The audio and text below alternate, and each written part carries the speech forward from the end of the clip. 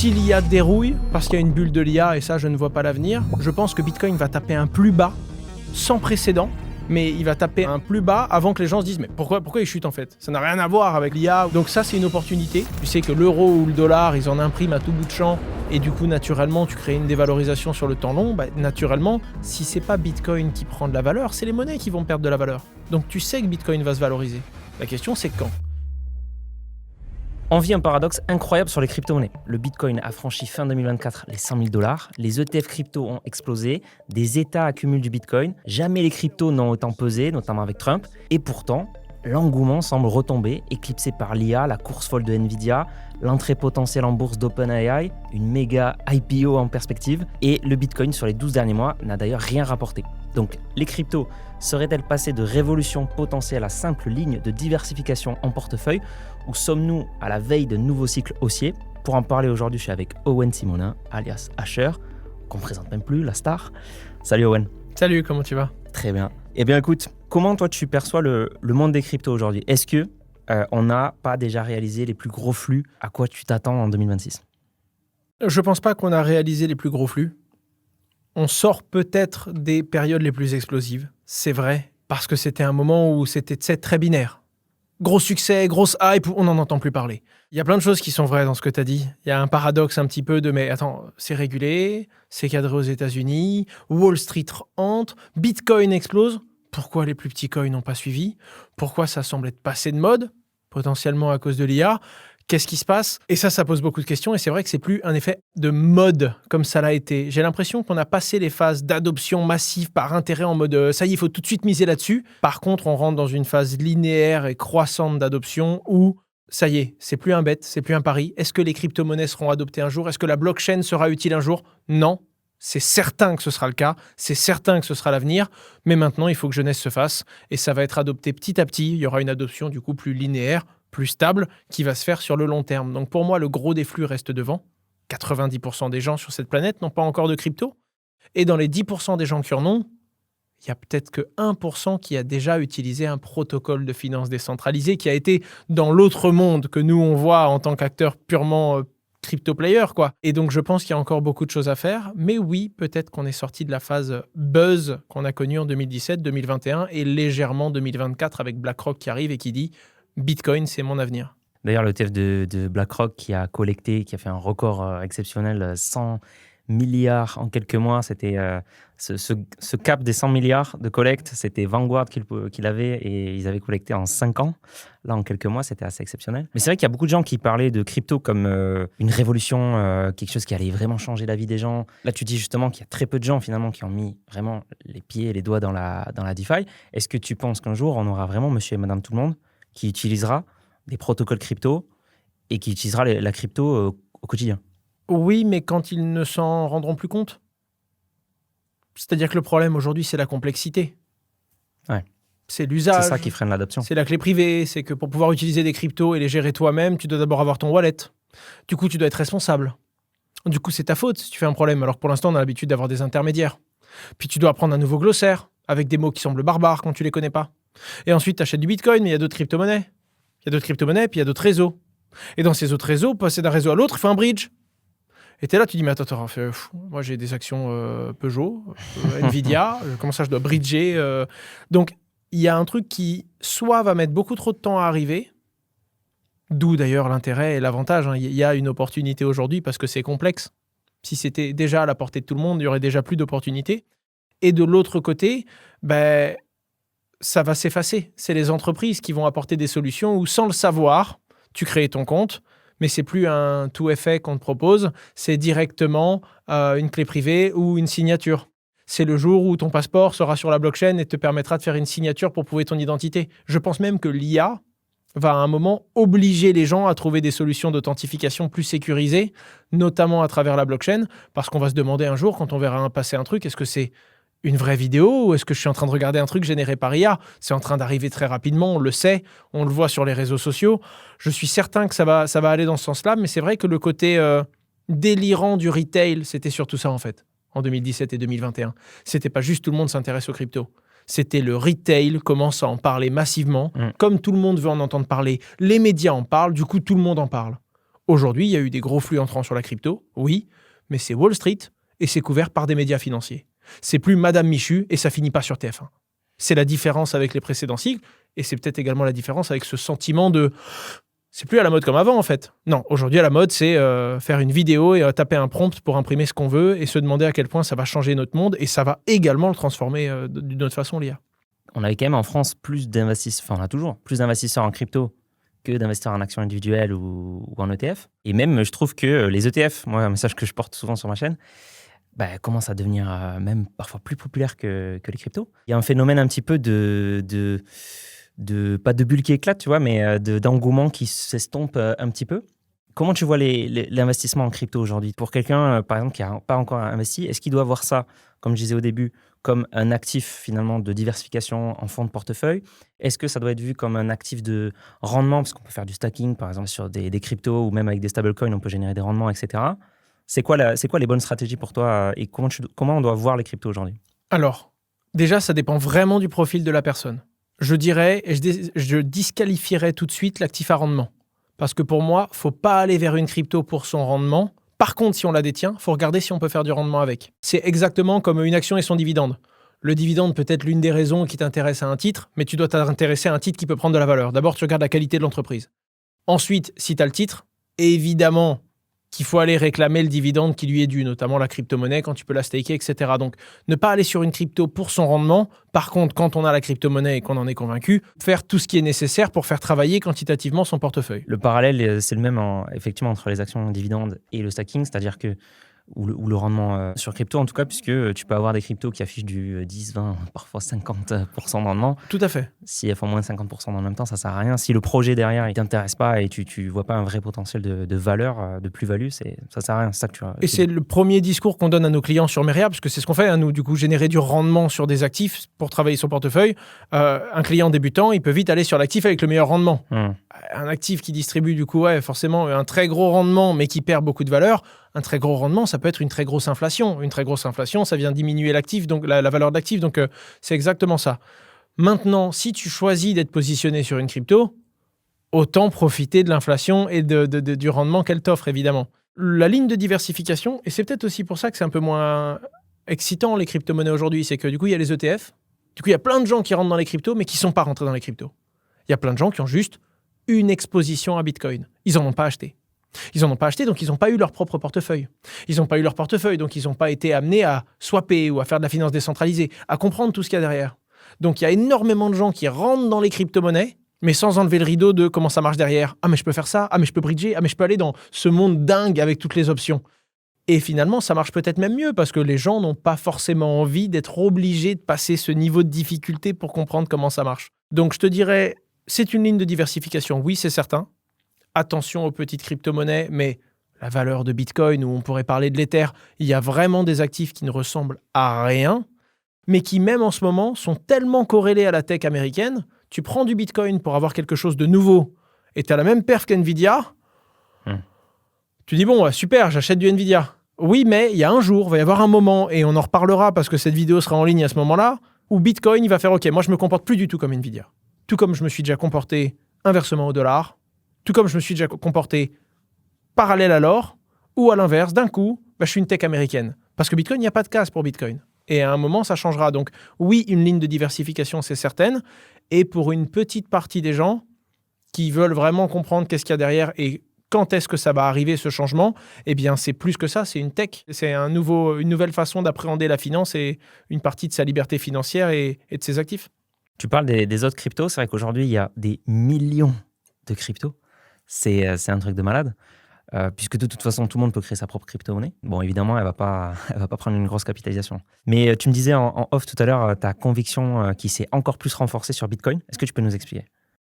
Ce qui se passe, c'est que Bitcoin, à part un problème technique, et il n'en a pas eu depuis son lancement, enfin, pas qu'il a su résoudre, et à part l'informatique quantique, mais qui peut très bien être anticipée avant qu'on la maîtrise, et ce sera probablement le cas, parce qu'on doit tout mettre à jour dans le monde de toute façon avant l'informatique quantique pour qu'il n'y ait pas de problème, je ne vois pas ce qui peut l'arrêter. Il est de plus en plus connu, il est de plus en plus vu par des particuliers, par des personnes qui font leurs propres recherches et par des experts de la finance maintenant. Les grands gestionnaires d'actifs en sont convaincus et ils viennent de trouver un espèce d'or numérique. Il y a 21 millions d'unités. C'est-à-dire rien que si les banques se battaient entre elles, et elles vont finir par avoir le même raisonnement. À un moment, quand tout le monde change d'avis, t'imagines le CEO de JP Morgan qui disait Bitcoin, c'est du vent, c'est une arnaque, ça ne repose sur rien. 5 ans après, JP Morgan accepte le Bitcoin en caution pour faire des prêts lombards. Il y a eu un shift là. Tout le monde va avoir un raisonnement comme ça. Parce que le truc, c'est une horloge. C'est extraordinaire, techniquement. Et puis, il y en a de moins en moins. Il y a 20 millions de bitcoins en circulation. Il n'y en a même pas 1 million qui vont encore être distribués. Plus le temps passe, plus il y a des pertes, plus il y a des gens qui perdent leur portefeuille. On sait très bien qu'à peu près 20 ou 25% des bitcoins sont perdus à jamais. Sur des vieux portefeuilles, ils n'ont plus accès. Donc, c'est une ressource qui est de plus en plus fiable, de plus en plus comprise et toujours limitée. Dans un monde où tu regardes la supply des monnaies, tu sais que l'euro ou le dollar, ils en impriment à tout bout de champ, et du coup, naturellement, tu crées une dévalorisation sur le temps long, naturellement, si c'est pas Bitcoin qui prend de la valeur, c'est les monnaies qui vont perdre de la valeur. Donc, tu sais que Bitcoin va se valoriser. La question, c'est quand ? Et est-ce qu'il va pas perdre beaucoup de valeur avant ça ? Parce qu'il se corrèle un peu à ce qu'il veut. Et donc, si demain matin, la tech américaine se prend une claque énorme, Bitcoin se prendra une claque énorme, et votre conviction à Bitcoin pourrait s'en trouver amochée. Alors qu'en vrai, il peut faire moins 30% demain parce que Nvidia ou je ne sais quelle action dévisse. Ça n'a aucun rapport avec l'actif. Et quand il va se recorréler à une vraie raison, le Covid, les gens paniquent, les gens ont peur, les gens liquident. Tu veux risk-off quand tu vois une grosse panique. Les gens ont vendu massivement dans leur portefeuille. Bitcoin tombe à $3 700. Bitcoin, rien à voir avec ce qui se passe. Et les gens se disent, mais attends. Crise mondiale, pandémie, les banques vont lancer les planches à billets. Ça sert à ça, Bitcoin. Pourquoi est-ce qu'on panique ? Quelques mois après, record absolu de Bitcoin, plus de $60 000. C'est juste qu'à un moment, à l'instant T, dans la panique, les gens ont peur. Et quand ils ont peur, ils vendent leur actif considéré comme risqué. Aujourd'hui, Bitcoin est considéré comme un actif risqué. À un moment, il y a une prise de conscience. 1, 2, 3. C'est pas la première fois que je la vis. Et à chaque fois que c'est dans le dur, parce que quand tu le vois descendre à $3 700, Bitcoin, il se passe quand même quelque chose dans ta tête en mode « mais qu'est-ce que j'ai fait ?» Eh bien, ma conviction reste inchangée et au contraire, plus le temps passe, plus je me rends compte qu'il y avait plein d'autres crypto-monnaies. Il y en a quelques-unes qui ont des vraies valeurs ajoutées, mais Bitcoin est quand même le seul à avoir apporté un vrai truc en plus. Ouais, donc il y a vraiment le Bitcoin et il y a les autres cryptos. C'est ça. Il y a commencé à y avoir quelques propositions.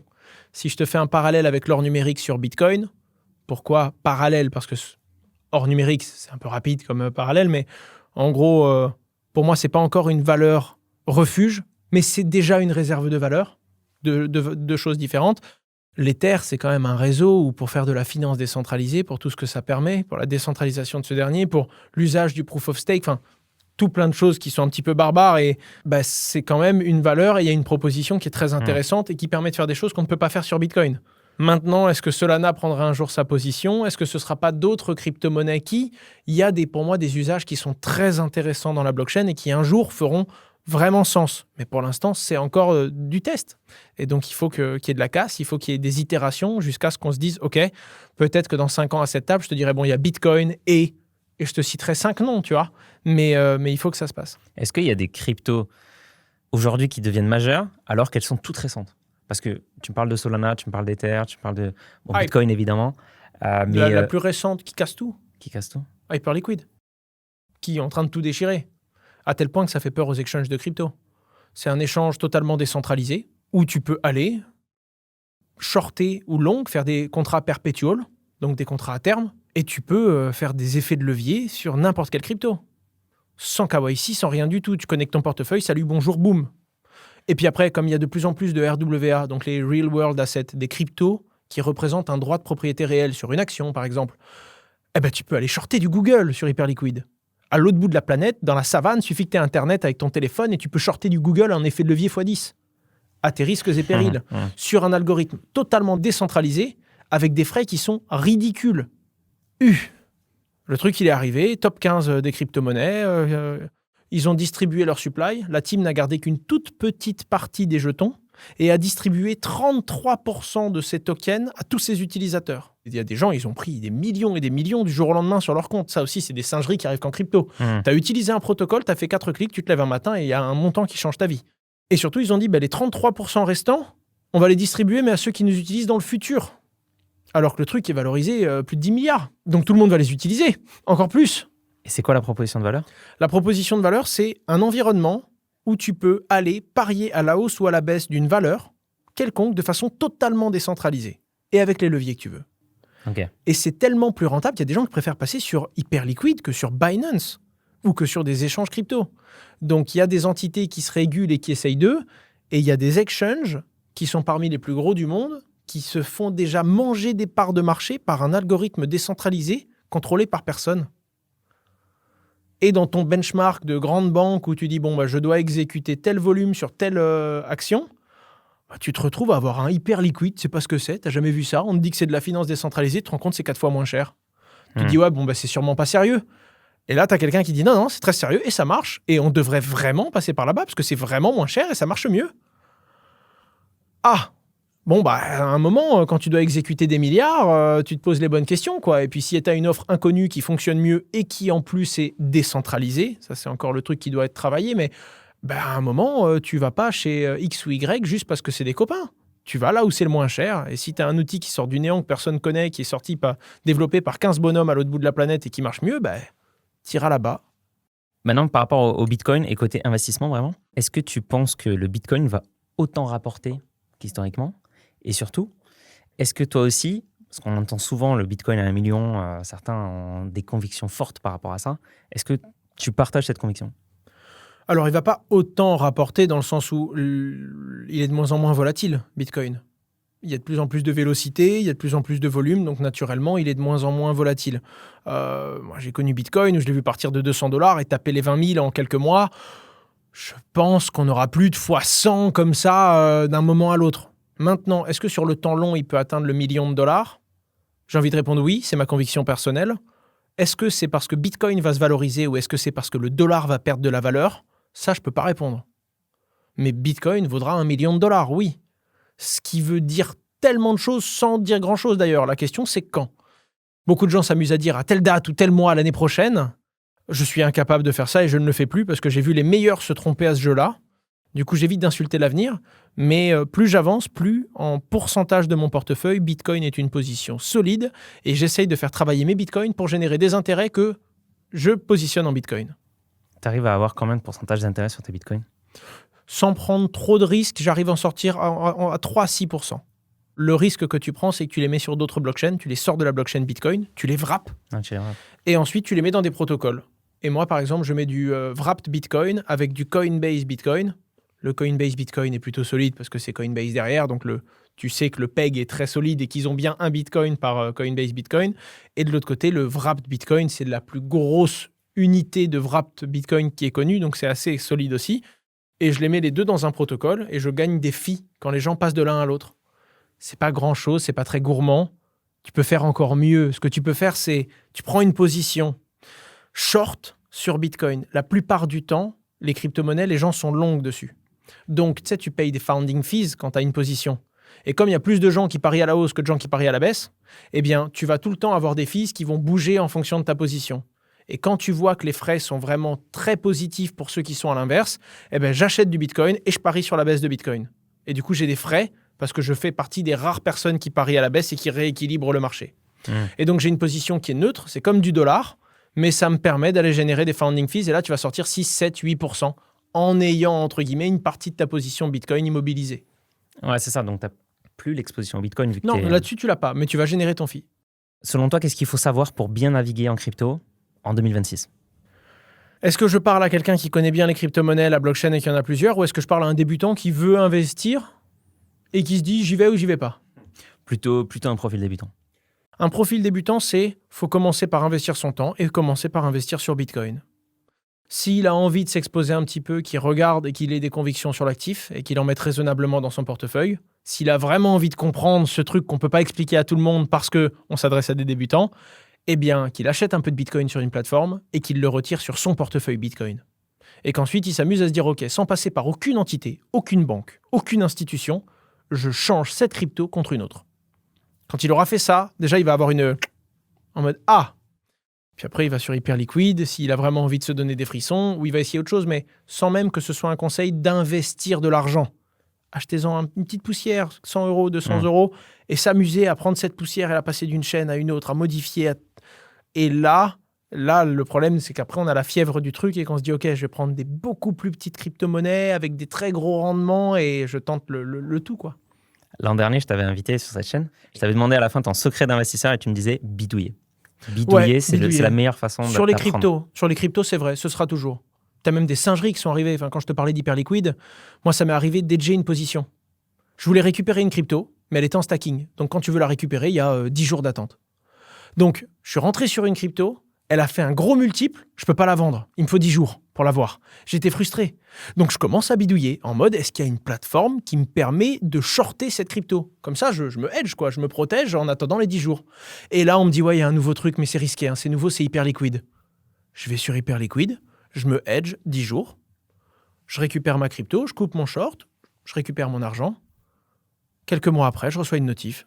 J'ai reçu des centaines de milliers de dollars d'Hyperliquid qui lançait son token, juste parce que je l'ai utilisé au bon endroit au bon moment. Et j'ai bidouillé. Je connaissais pas le nom. Je l'ai trouvé par nécessité pour un besoin très spécifique, parce que j'avais acheté une petite crypto et que dès que j'ai un problème, je me dis est-ce qu'il y a un outil technique pour y répondre. Et ça a été l'un de mes plus gros coups de l'année dernière, quoi.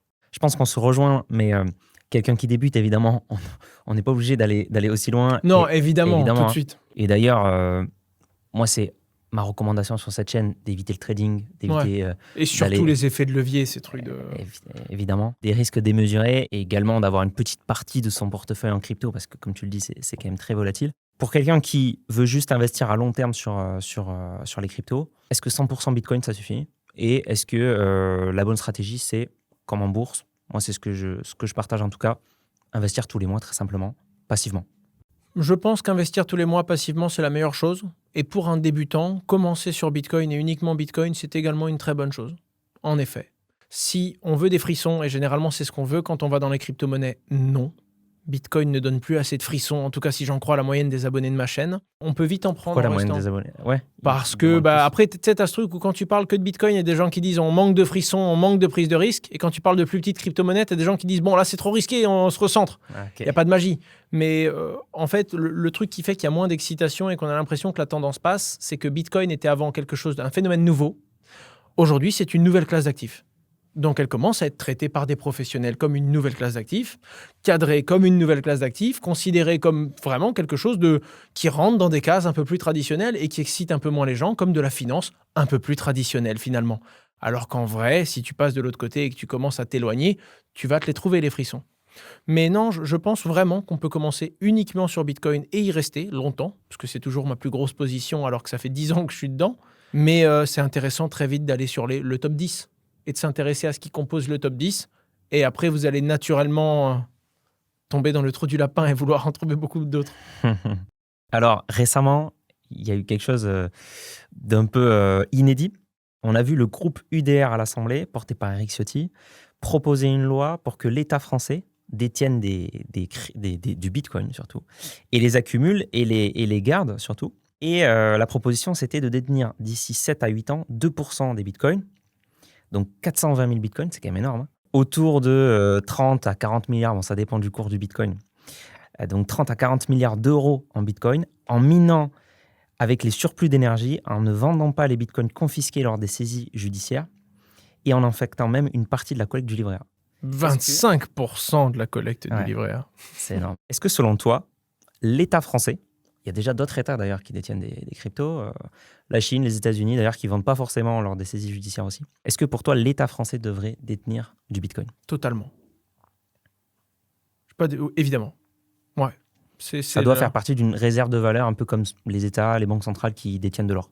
Tout à fait. Raisonnablement aujourd'hui, parce que c'est volatile et qu'on ne peut pas se permettre avec une réserve étatique de faire n'importe quoi et de mettre 40% de ta réserve. Est-ce que ça devient du coup possible d'imaginer 25% des livrets A positionnés dessus? Non, c'est très très très ambitieux, voire pas réalisable selon moi. Surtout pour générer un rendement stable dans le temps pour les porteurs de livrets A. Mais en fait, ça va faire comme l'or, je pense.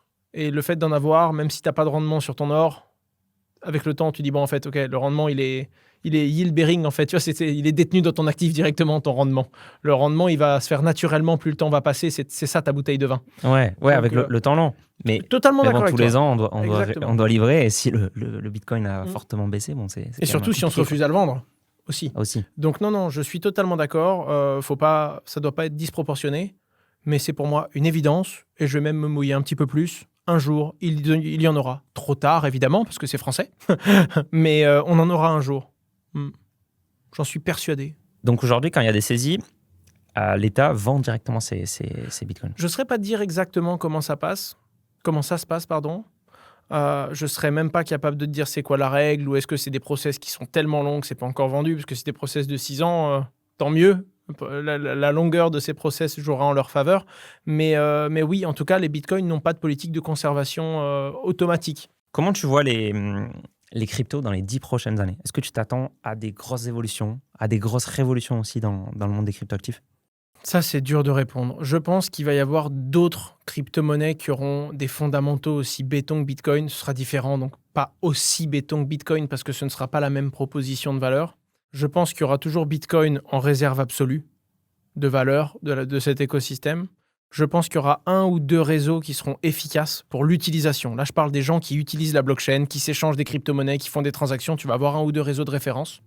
Tout comme il y a Ether aujourd'hui, il y aura peut-être Solana et 3-4 réseaux qui seront peut-être les meilleurs pour le paiement de valeur stable, le meilleur pour les gros calculs de type finance décentralisée, le meilleur en type de décentralisation et résilience. Je ne sais pas. Je pense qu'il y aura quelques réseaux, donc des crypto-monnaies, mais qui dépendent d'un réseau complet où elles peuvent s'échanger.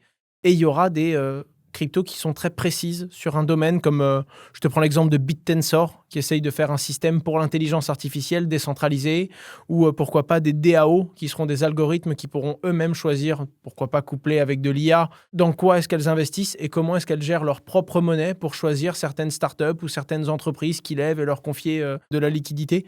Je pense qu'on va voir émerger quelques beaux usages solides d'ici quelques années. Et ensuite, la technologie derrière, on l'aura de plus en plus. Je pense qu'un jour, on utilisera une monnaie qui sera basée sur la blockchain sans le savoir. Nos systèmes d'authentification pour se connecter et s'identifier seront connectés sur la blockchain. Et puis même le contenu. Quand on lira un document ou qu'on s'enverra un message, on pourra vérifier que c'est bien notre interlocuteur et que ce n'est pas quelque chose de bidouillé, de créé de toutes pièces par une machine qui a pédalé chez OpenAI. Quand tu vas sur CoinMarketCap, tu peux voir le top 10 des cryptos tous les mois et historiquement remonter. Est-ce que tu penses que dans 10 ans, on aura toujours Bitcoin et Ethereum, numéro 1 et numéro 2? Numéro 1, oui. Numéro 2, je ne sais pas. Ether, je ne sais pas. Ok. Toujours dans le top 10, tu penses? Ether, je pense, oui. 10 ans, oui, je pense. En préparant l'interview, on a reçu aussi quelques questions d'abonnés. Première question, est-ce que tout le monde devrait posséder des Bitcoins, selon toi? Non. C'est intéressant comme réponse. Peut-être un petit peu dans son patrimoine, parce que je pense que c'est intéressant d'en mettre une pointe.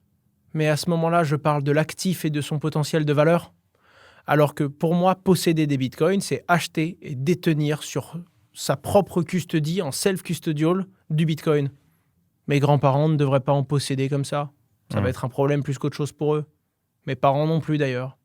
Maintenant, est-ce qu'il devrait avoir un produit d'assurance dans lequel 4% est positionné sur Bitcoin? Oui. Donc, je vais répondre oui à l'actif, non au coin, quoi, finalement.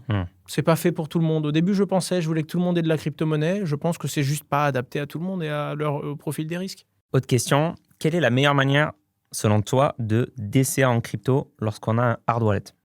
Je pense que la bonne solution, on doit la créer. Parce que tu peux DCA sur une plateforme, et tu peux retirer de cette plateforme vers ton wallet. Ce serait une super bonne idée qu'avec Meria, on fasse un truc où tu DCA automatiquement et tu dises mon DCA, je veux l'envoyer vers cette adresse automatiquement. Voilà, dès que j'ai reçu les bitcoins, tac, je les envoie. Je pense qu'on peut faire ça, c'est une super bonne idée. Je me demande si tu n'as pas des plateformes qui font ça. Faudrait que je regarde du côté de Débloc ou d'autres, mais je pense que la meilleure solution, ce serait ça. À ton avis, que pensent les banques traditionnelles des cryptos? Elles sont en train de changer d'avis. Elles sont en train de mettre dehors les directeurs qui étaient contre. Elles sont en train de développer des solutions internes ou de se concentrer sur le M&A pour pouvoir accélérer. Et les quelques-unes qui n'ont pas compris changeront d'avis, même s'il faudra du temps et mettre un peu d'ego de côté. Tout comme Vanguard, qui devra à un moment dire « Oh, pardon, on s'est trompé ». Parce qu'on avait le record absolu sur un produit, on s'est dit que Bitcoin c'était pourri et BlackRock a fait en 1 an et demi ce que a pulvérisé notre record qu'on détenait depuis très longtemps. Pas parce que c'est incroyable, pas parce que c'est révolutionnaire. Oui, il y avait de la révolution à l'époque. Maintenant, ça devient juste évident. La solution, elle est là. C'est pas une question de croyance, pas une question ça marche bien. Et ça a prouvé, de par le temps, la valeur que ça apporte à un système qui avait besoin de cette nuance. Donc, ça viendra naturellement. Et je pense même que les banques françaises, grosses banques françaises, Ouais. on est à peut-être 1 an ou 2 de la vente au guichet. Hein. Vraiment. Hein. De Le la fin. retail arrive. Hein. Ouais. Si c'est pas 1 an ou 2, ce sera 3 ou 4. Mais à un moment, tu auras ton espace. Et quand tu vois N26 qui te met un onglet crypto, Revolut, vous voulez de la crypto aussi ? Eh bien, un jour ou l'autre, tu vas te lever et tu auras ton truc comme ça dans ta banque traditionnelle qui proposera ça, évidemment. Ouais, même les banques en ligne un peu plus traditionnelles, comme Bourso, là, ils ont référencé maintenant des ETF crypto. Voilà.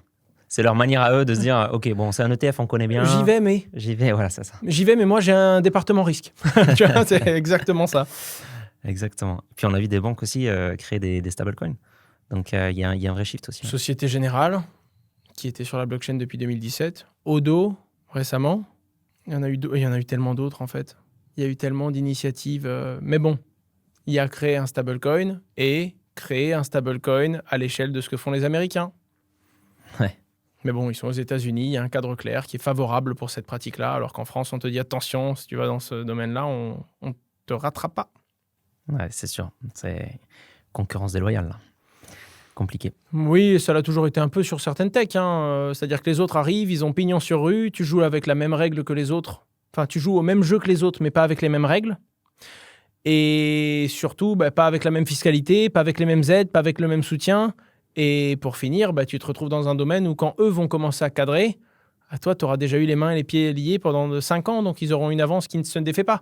Mais tu le vois, c'est l'Europe et les États-Unis, ça. Ils ont parié sur l'innovation et sur l'acceptation du risque. On a parié sur pas de risque, limitons tout.